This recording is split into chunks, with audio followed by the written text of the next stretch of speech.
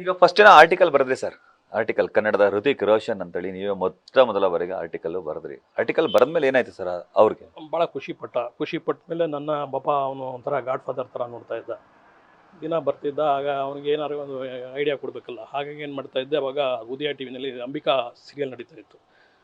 S Narayan direction ಮಾಡ್ತಾಯಿದ್ರು. ಅವನಿಗೆ ಮಹಾಭಾರತದಲ್ಲಿ 97ರಲ್ಲಿ ಅವನಿಗೆ ಅವಕಾಶ ಕೊಟ್ಟಿದ್ದರಿಂದ ಎಸ್ ನಾರಾಯಣ್ ಪರಿಚಯ ಇದೆಲ್ಲ, ಹೋಗಪ್ಪ ಅಲ್ಲಿ ಅಂಬಿಕಾ ಸೀರಿಯಲ್ ಮಾಡ್ತಾಯಿದ್ದಾರಲ್ಲ ಕೇಳು ಅಂತ ಕಳಿಸ್ಕೊಟ್ಟೆ. ಅಲ್ಲಿ ಯಾವ ತನಕ ಪಾತ್ರ ಇತ್ತೋ ಇಲ್ವೋ, ಯಾವುದೇ ಇದರಲ್ಲೂ ಪಾಪ ನಾರಾಯಣ್ ಬಗ್ಗೆನೂ ಇದು ಮಾಡಬಾರ್ದು. ಅವ್ನಿಗೇನೋ ಅಂತ ಸೆಟ್ಗೆ ಹೋದಾಗ ಅವ್ನಿಗೆ ಮಾತಾಡಿಸ್ಲಿಲ್ಲ, ನಾನು ಬೇಜಾರಿತ್ತು. ಹೋಗೋಣ ಮುಖ ಕೊಟ್ಟು ಮಾತಾಡ್ಸಲ್ಲ ಅವರು ಅಂದ್ಬಿಟ್ಟು ಪಾಪ ಬರೋನು. ಅವಾಗ ಭಾಳ ಕಷ್ಟ ದಿನಗಳು. ಅವನು ಇಲ್ಲಿ ಮೈಸೂರಿಂದ ಬೆಂಗಳೂರಿಗೆ ಒಂದು ಟ್ರೈನ್ ಹತ್ಕೊಂಡು ಪುಷ್ ಆ್ಯಂಡ್ ಪುಲ್ ಹೋಗೋಕೆ ಅವನಿಗೆ ಒಂದು 20-30 ರೂಪಾಯಿ ಭಾಳ ಕಷ್ಟ ಇತ್ತು ಆ ಕಾಲದಲ್ಲಿ. ಹೆಂಗೆ ಪಾಪ ನೈಟ್ ಟ್ರೈನು, ಬೆಳಗ್ಗೆ ಹೋಗಿ ನೈಟ್ ಟ್ರೈನಲ್ಲಿ ಬರೋನು. ಹೀಗೆಲ್ಲ ಮಾಡ್ಕೊಂಡು ಪಾಪ ಎಲ್ಲೆಲ್ಲೂ ಮಾಡ್ದೆ, ಎಲ್ಲ ಕಡೆ ಸುತ್ತಾಡ್ದೆ. ಇಲ್ಲೂ ಅವನಿಗೆ ಚಾನ್ಸ್ಗಳು ಸಿಗಲಿಲ್ಲ.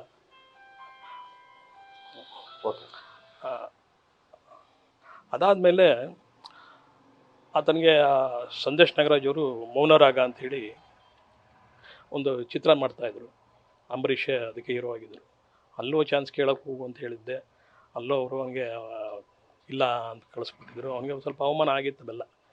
ಅವನ ಜೀವನದಲ್ಲಿ ಅವನು ಯಾವತ್ತೂ ಹೇಳ್ತಿದ್ದ, ಮೆಜೆಸ್ಟಿಕ್ ಫಿಲಮ್ ಇನ್ನೂ ರಿಲೀಸ್ ಆಗಿಲ್ಲ, ಶೂಟಿಂಗ್ ಕಂಪ್ಲೀಟ್ ಆಗಿತ್ತು, ನಾನು ಮನೆಗೆ ಕರ್ಕೊಂಡು ಹೋದಾಗ ಅವನು ಒಂದೇ ಮಾತು ಹೇಳಿದ್ದು, ಅಣ್ಣ ನನಗೆ ಪೇಮೆಂಟ್ ಏನು ಕೊಡಲಿಲ್ಲ ಮೆಜೆಸ್ಟಿಕ್ಕಲ್ಲಿ, ನನಗೆ ಐಕಾನ್ ಕಾರ್ ಕೊಟ್ಟರು, ಇದೊಂದು ಸೆಕೆಂಡ್ ಹ್ಯಾಂಡು. ನಾನು ಜೀವಮಾನ ಪೂರ್ತಿ ಅವನೇನೋ ಇನ್ನೋಸೆಂಟ್ ಅಂತ ಹೇಳೋದಕ್ಕೆ ಹೇಳ್ತೀನಿ, ಜೀವನ ಪೂರ್ತಿ ಅವರಿಗೆ ಫ್ರೀ ಕಾಲ್ ಶೀಟ್ ಅಣ್ಣ, ರಾಮಮೂರ್ತಿಯವರಿಗೆ, ಬಾಲಮಹರೀಶ್ ಅವ್ರಿಗೆ, ಪ್ರೊಡ್ಯೂಸರ್ಗಳಿಗೆ. ಆದರೆ ಎಸ್ ನಾರಾಯಣ್ಗೂ ಸಂದೇಶ್ ನಾಗರಾಜ್ ನನ್ನ ಲೈಫಲ್ಲಿ ಕೊಡಲ್ಲ ಅವರಿಗೆ ಅಂತಿದ್ದ.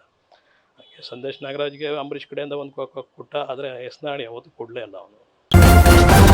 ನ್ಯೂಸ್ ಫಸ್ಟ್ ನಿರ್ಭೀತಿಯಿಂದ ನಿಮ್ಮ ಪರವಾಗಿ.